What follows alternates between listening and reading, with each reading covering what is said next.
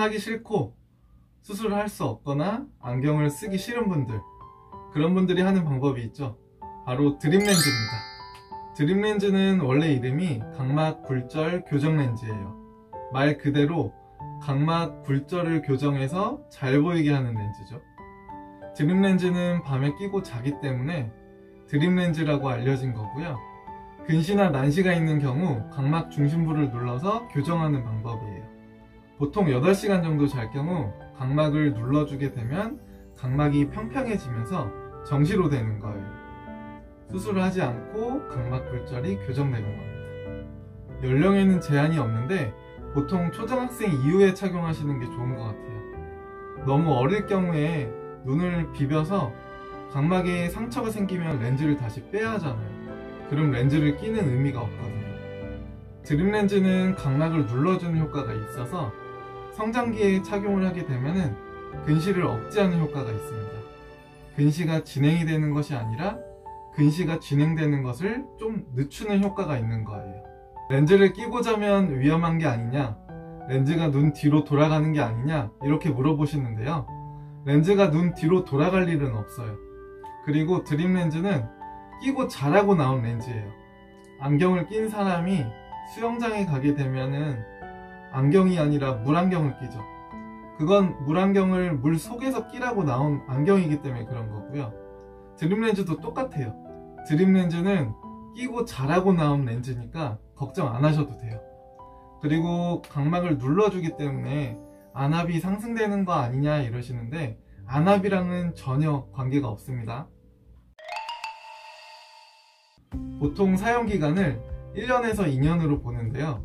성장기 때는 팔, 다리가 자라는 것처럼 안구도 같이 자라게 돼요. 그럼 렌즈가 예전에 꼈던 게 좀 타이트해져서 안 맞을 수가 있어요. 왜냐하면 우리가 초등학교 1학년 때 입었던 옷을 초등학교 3학년 때 입을 수는 없잖아요. 그거랑 똑같아요. 렌즈 자체에 문제가 생겨서 그럴 수도 있지만 렌즈가 안구 사이즈에 안 맞을 경우가 있거든요. 그래서 성장기 때는 1년에서 2년 정도 보통 사용을 하시고요. 성인분들 같은 경우에는 렌즈 관리만 잘 하신다면 2년 이상 사용하시는 분들도 있어요.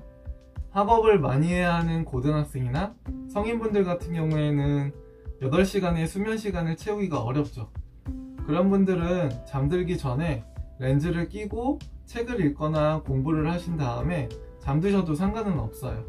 렌즈를 껴도 보이는 건 잘 보이거든요. 너무 오래 착용하면 중력에 의해 렌즈가 중간이 아니라 다른 부분에 눌리게 될 경우가 있어요.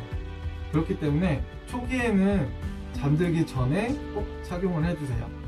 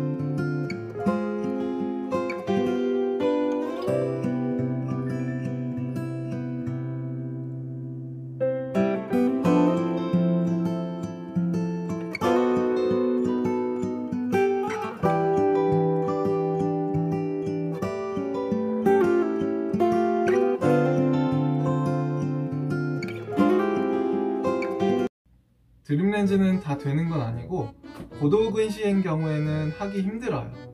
왜냐하면 각막을 눌러서 잠을 잤다가 아침이 되면은 각막이 좀 평평해졌다가 오후가 되고 저녁이 되면은 원래대로 이렇게 돌아와요.